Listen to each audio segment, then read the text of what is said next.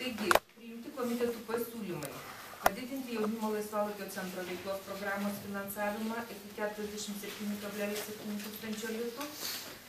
Mokytojo dienos rengimo programos finansavimą sumažinti ir skirti 7 tūkstančius litų. Darbo su jaunimu programos vykdymui skirti papildomą 1000, tai sudarytų 2000 litų. Vaiko dienos centro kofinansavimui skirti 30 tūkstančių litų.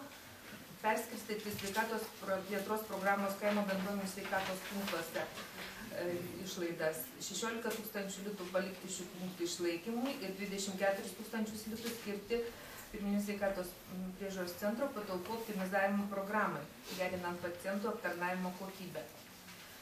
Pasikeitus mokinio krepšelį lėšų skirstimo tvarkai, kai 5% lėšų, kas sudaro 1,3 milijonų litų, iš atlaisvinų savivaldybių biudžeto lėšų nutarta finansuoti pilietinio ir tautinio ugdymo programą 15 tūkstančių litų ir socializacijos ir užimtumo programą 55 tūkstančiais litų ir šie pinigai būtų skiriami Veprių stovyklos vaikų išlaikymui Veprių stovykloje.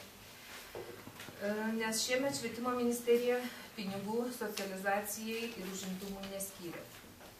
Papildomai lėšų skirta taip pat neformaliam ugdymui, muzikos ir dailės mokyklos, tiek, kad jos galės išgyventi be nemokamų atostogų iki rugsėjo.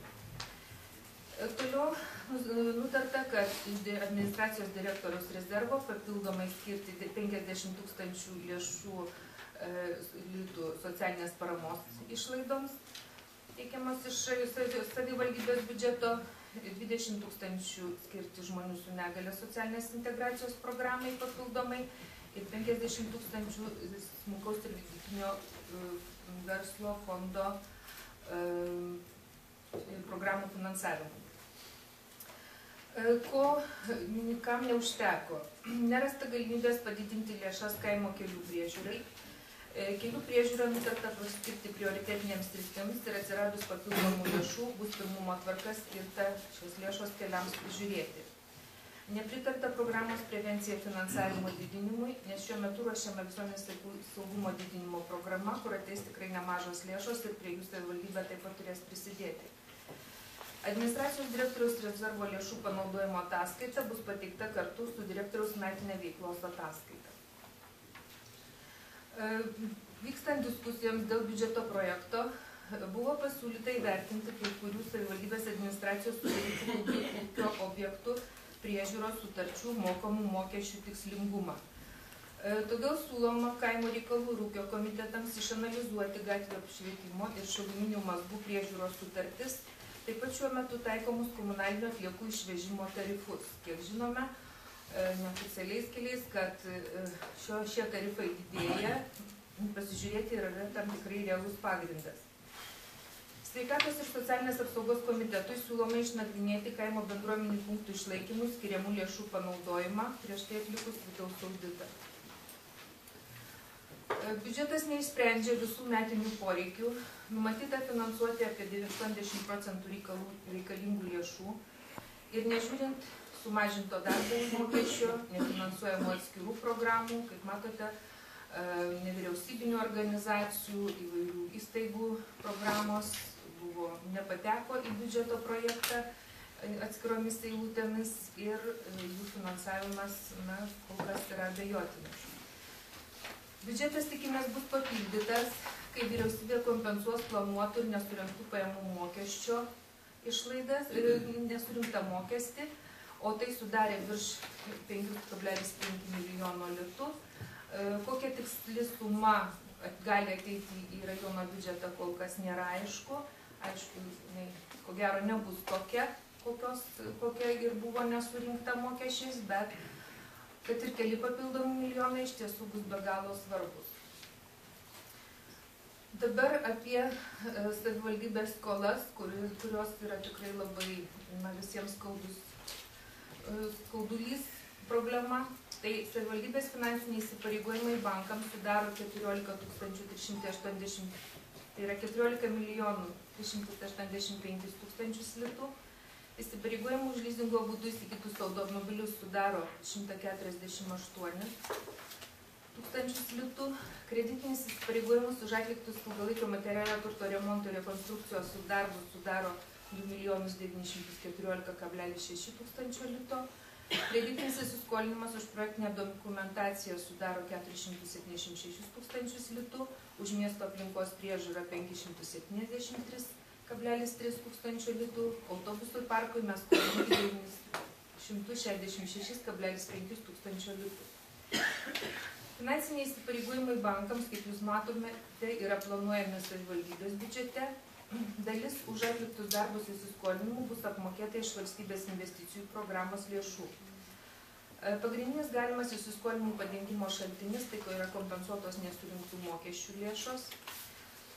Na ir sumoje 2010 m. sausio 1 d. savivaldybės biudžeto kreditinis įskolinimas sudarė 22,161 tūkstančius litų, kai 9 m. sausio 1 d. įsiskolinimų buvo 1 863,2 tūkstančio daugiau. Taigi šiek tiek truputėlį į gerėjimo pusę einam, bet aišku, ką parodys šitie metai visai dar neaišku. Dabar šiek tiek apie biudžeto struktūrą, neskaičiais, o procentais, kaip tai atrodo lyginant su praeitų metų biudžetu. Na, kaip prisimenate, paskutinis pataisytas biudžetas buvo 97 milijonai, ten su 243 tūkstančiai, šiems metams planuojama surinkti 80 milijonų 490 tūkstančių. Na ir ko planuojama mažiau, tai pirmiausiai mažiausiai turbūt planuojama yra surinkti mokesčių, lėšų iš mokesčių, tai yra gyventojų pajamų mokesčio 69%, turto mokesčio planuojama 1% daugiau, toliau prekių ir paslaugų mokesčiai atrodytų išliktų tie patys. Na ir kitų pajamų, nuomos mokesčių ir pajamų baudas, paslaugas ir visą kitą, planuojam apie 5% daugiau. Ilgalaikio materialio turto realizavimo pajamos planuojamos iš tiesų labai mažos, kadangi tai mums niekaip nesiseka prasimušti pro tą sieną. Specialių tikslinių dotacijų taip pat planuojama gauti mažiau, 92,3%, ir iš viso biudžetas planuoja surinkti 20% mažiau lėšų, negu tai buvo planuota praėjusiais metais. Na, manykime, kad biudžeto projektas yra kažkiek tai daugiau realus esamai situacijai, nors kur pasisuks gyvenimas visai neaišku. Dabar, kokios planuojamos mūsų yra išlaidos? Didžiausią dalį lėšų sunaudos švietimo sistema, tai yra 55,8%, ir tai sudaro 74,3% 9 metais planuoto arba 78,4% sumažinto biudžeto. Kita svarbi ir brangi sritis tai socialinė apsauga. Tam planuojama skirti 13 milijonų 60 800 litų arba 16,2% viso biudžeto dalis. Tai vienintelė sritis, kurios finansavimas iš viso augo 23%, o lėšos skirtos pašalpom 43%. Na, tačiau vertinant per sausio mėnesį išmokėtas pašalpas, atrodo, kad ir tokios sumos gali nepakakti. Dar viena eilutė, kurioje skirtos lėšos išaugo, tai viešųjų darbų organizavimo išlaidos, jiems skirta 59% lėšų daugiau negu 9 metais. Kitoms sritims lieka po kelis procentus savivaldybės biudžeto lėšų. Poilsiui, kultūrai, rėgėjai 4,5% sumažėjo 72,6%, sveikatos apsaugai 0,2%, tai sudaro 62,4% 9 metų lygio, būstui ir komunaliniam ūkiui 2,3%, tai 63,6%, aplinkos apsaugai 1,55%, tai sudaro 70% 9 metų lygio, ekonomikai 3,9%, tai yra 65,2%, iš jų žemės ūkiui 0,5%, statybai 0,9%, viešai tvarkai ir visuomenės apsaugai 1,8%, tai 86% 9 metų lygio, tai vienas iš mažėjusi finansuojamas sritis.